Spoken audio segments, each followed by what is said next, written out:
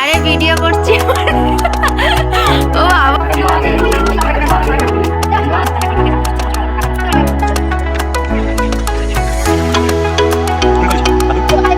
Hello বন্ধুরা, আশা করি তোমরা সবাই ভালো আছো, সুস্থ আছো। আমিও খুব ভালোই আছি। তো আজকে ছিল দাদার বউয়ের বার্থডে, মানে শাহানা আমার ফ্রেন্ডও হয়। তো ওর বার্থডে ছিল, তো গেছিলাম। আমি তো অনেক দেরি করে গেছি, আমার জন্যই বসেছিল। আর আক্তার তো নেই, ও কাজে ছিল বলেও আসতে পারিনি। তো ওর বার্থডে কেক কেটে নিল, তারপর ওকে একটা গিফট দিয়েছিল, যেটা তোমরা আগের ভিডিওতে দেখেছো। আমি একটা গিফটের ফটো দিয়েছিলাম, ভিডিও দিয়েছিলাম। তো ওইটা আমাকে দাদা বানিয়ে দিতে বলেছিল, তো বানিয়ে দিয়েছিলাম।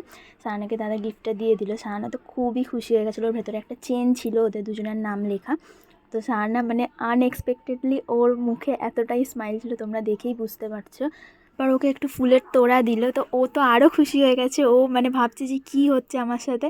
তো যাই হোক, তারপর আমরা এখানে রান্নাবান্না করছিলাম ওদের ছাদে। দাদারাই সব রেডি করে নিয়েছে, আমাকে বলেছিল করতে, যেহেতু আমার টাইম হয়নি, আমার পড়ানো ছিল, অনেক কাজ ছিল। তো ওইগুলো সেরে তারপর রাতের দিকে গেছিলাম। দাদা বলল তুই চিকেন পকোড়াটা তাহলে ভেজে নে তাড়াতাড়ি।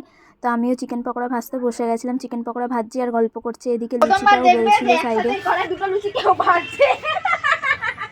আবার আমার হাসি দেখে তো পেতনিও পালাবে, আমি এত জোরে জোরে হাসি। যাই হোক, আমার হাসি পেলেই হয়, শুধু হাসির একটা বাহানা পেলেই হয়। হাসলে আর থামা যাবে না আমার। সবাই মিলেই মিলবাটকে কাজ করছিলাম। তো একটু বেলে দিচ্ছিলো, আমিও একটু ভেজে নিচ্ছিলাম। তো সবাই মিলে ওরমভাবে লুচিগুলো ভাজা হয়ে গেছিলো। লাইটটাও মাঝখানে চলে গেছিলো, একটা বাচ্চা হয়তো তারটা খুলে দিয়েছিলো কোনোভাবে। আর শাহানাদের ছাদে বেশ ভালোই লাগলো, এরকম ফার্স্ট টাইম আমরা সবাই মিলে একসাথে এরকম রান্নাবান্না করছিলাম, যেন মনে হচ্ছে একটা পিকনিক হচ্ছে।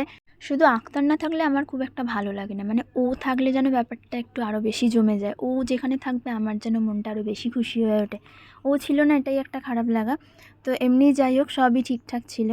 এইদিকে দেখো, আমরা গরম গরম রান্নাবান্না করছিলাম আর লুচিগুলো সব ভেজে তুলছিলাম। আর একদিক দিয়ে মুস্কান আর আকাশকেও খেতে দিয়ে দিচ্ছিলাম, যেহেতু বাচ্চাদের আগে খাইয়ে দিয়ে ওরাও চলে যাবে। তো আমরা বড়রা লাস্টে খেয়ে নিলে অসুবিধা নেই। দাদার ঘরটা আমরা সবাই মিলে কী করেছি। তো যাই হোক, আমার লুচি ভাজাগুলো হয়ে গেছে। লুচি ভেজে উঠে আমি এবার ভিডিও করতে বসে গেছি। এদিকে শাহানা একটু কাজ করে নিচ্ছিল, গুছিয়ে নিচ্ছিল জায়গাগুলো, যেহেতু রান্নাবান্না সব শেষও হয়ে গেছিলো। আমি এত বকছি বলে তোদের অসুবিধা? তো দেখ, আমি দেখাচ্ছি সবাইকে। আমার বর যখন ভিডিওটা দেখবে ভাববে স্বর্ণ ওখানে সবাইকে এরমভাবে জ্বালাচ্ছিল। তখন ঘর এতটাই ভিড় ছিল যে আমি মুখে সাউন্ডও দিতে পারছিলাম না। তো যাই হোক, এখন অনেকটা রাত হয়ে গেছে। আক্তার তো এখন এসে পৌঁছায়নি, ও আসবে, খাওয়া দাওয়া করবো, তারপর আমরা সোজা বাড়ি চলে যাবো। লাস্ট মিনিট থেকে ভিডিও করছিস? আরে ভিডিও করছি আরে ব্লগ বানিয়েছি আজকে। লাস্টে এসে আমার মনে পড়ছে ব্লগ বানানোর কথা। মিডিল থেকে ব্লগ স্টার্ট করলাম না আমরা, মানে আমি। ওই যাই হোক, চলো আজকের মতো টাটা।